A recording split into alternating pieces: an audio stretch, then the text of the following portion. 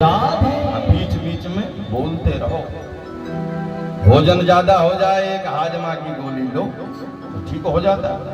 कथा में आलस है बासी है तो बीच बीच में बोलते रहोगे तो कथा ठीक स्थान पर बैठ जाएगा, फिर आनंद आएगा। इसलिए प्रेम से बोलो राधे राधे। श्री सूत जी कहते हैं ऋषियों, कालांतर में परीक्षित जी का जन्म हुआ। भगवान की कृपा से इनका जन्म हुआ था, इसलिए विद्वानों ने इनका नाम रख दिया विष्णु राज। भगवान नारायण की कृपा से भय थे। पर महाराज जब बड़े भय जिसकी गोद में जाते उसी को टुकुर टुकुर देखते। क्यों? माँ के गर्भ में भगवान गए थे, ये वही तो नहीं जो गया था। कहाँ? बोले वही जहां मैं था। तो जिसकी गोद में जाते उसी को टुकुर टुकुर देखते, ये वही तो नहीं। तो विद्वानों ने नामकरण बदल दिया, परितः इच्छति इति परीक्षितः। बोलिए परीक्षित जी महाराज की। परीक्षित जी का जन्म हुआ, विद्वान लोग इनका नामकरण किए, बढ़िया। हाँ, और बता दिए महाराज अंत में तक्षक नाम के सर्प के डसने से इनकी मृत्यु निश्चित। संत लोग चले गए। एक दिन युधिष्ठिर जी महाराज मंदिर में गए, मंदिर में दर्शन करने, तो देखा मंदिर के मूर्तियों के आंखों से आंसू निकल रहे थे।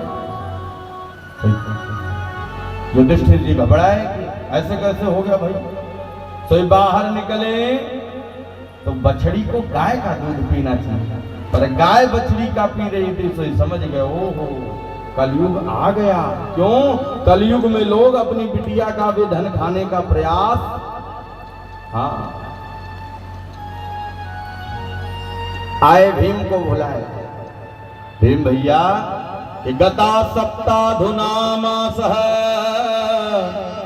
भीमसेन तयानुजः। हे भीम भैया, आज 7 महीने बीत गए। अर्जुन को द्वारिका गए, भगवान लेकर के गए। हर बार चिट्ठी भेजता था, पत्री भेजता था, इस बार में जाने क्या हो गया। बात कर ही रहे थे कि अर्जुन जी महाराज आए, गिर रहे थे, उठ रहे थे, दौड़ करके दोनों भैया उठाए। अर्जुन क्या बात है, काहे के लिए रो रहा? अर्जुन ने कहा भैया जिन प्रभु की कृपा से हमने और आपने कौरवों के विशाल सागर को पार किया, आज वही परमात्मा हमें आपको छोड़ करके चले गए। क्यों? क्योंकि वंचितो हम महाराज है हरिणा बंधुरूपिणः।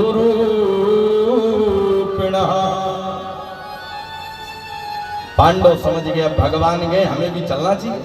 तो तुरंत परीक्षित जी का राज्याभिषेक किए और सभी पांडव हरिद्वार में ध्वजारोहण करने निकल पड़े।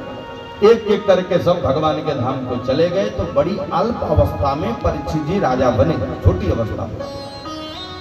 एक दिन परीक्षित जी महाराज मन में विचार किए कि जरा चल करके देखूं हमारा राज्य, हमारा साम्राज्य कहां तक है। निकल पड़े।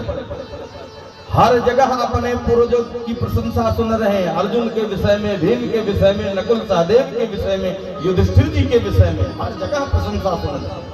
पर एक जगह बड़ा विचित्र दृश्य देखा। एक कोई शूद्र गाय और बछड़े को पैरों से मारते हुए ले जा रहे। परीक्षित जी रुक गए, मन में विचार करने लगे इन्हीं गायों के लिए मेरे प्रभु गोपाल रूप धारण करके आए, और आज प्रभु के जाने के बाद मेरी गौ मां पर ये अत्याचार। रुक गए। बछड़ा और गाय आपस में बात कर रहे। बछड़ा पूछता है मां आप क्यों रो रहे हैं? भगवान छोड़ करके चले गए इसलिए रो रही हैं या और कुछ कारण है? तो गाय रोती हुई कहती है बेटा तुम्हें सब कुछ पता, फिर भी पूछ रहा तो सुन। मैंने कभी नहीं देखा ये हिंदू है, ये मुस्लिम है, ये सिख है, ये ईसाई है। मैं कभी जात भेद नहीं। मैंने जिसने हमारी सेवा किया मैंने सबको दुग्धपान कराया, पर आज मुझ में सामर्थ्यता नहीं रही तो लोग कसाई के हाथों बेच दे रहे, मुझे छोड़ दे रहे। लोग मेरे साथ न जाने क्या क्या दुर्व्यवहार कर रहे हैं। अरे कोई मार रहा, कोई पीट रहा, और जब तक शरीर में बल था मैंने सबको दुग्धपान कराया। आज लोग मुझे कसाई के हाथों बेच दे रहे। मेरी माँ, घर में लोग कुत्ता पालन करना चाह रहे हैं, बिल्ली पालन करना चाह रहे हैं, पर गाय की सेवा कोई नहीं करना चाहता। कोई चाहता बोलो। और इन्हीं गायों के लिए भगवान स्वयं आए हैं, क्योंकि विप्रधेनु सुरसंतहिता लीन मनुज अवतार। इन्हीं गायों के लिए भगवान इस धराधाम पे गोपाल बन करके आए। और आज प्रभु चले गए तो लोग मुझे कसाई के हाथों बेचते रहे। कसाई पता है क्या करता है? 7 दिन तक खोलता पानी डालता है। क्यों? क्योंकि इसका चमड़ा स्वच्छ निकले, तभी तो पैसा मिलेगा। मेरी माँ, मेरे भैया, निवेदन करूं आपसे, मरने के बाद लोग गरुड़ पुराण सुनते हैं। आप भी देखे होंगे कि मृत्यु के बाद जीते जी कोई नहीं सुनता।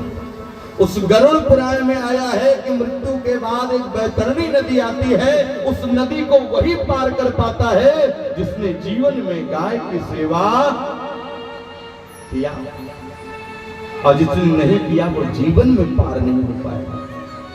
अपने गाय की सेवा किया, मृत्यु के बाद वही गाय आएगी, बेटा मेरी पूंछ पकड़, मैं तुझे बैतरणी।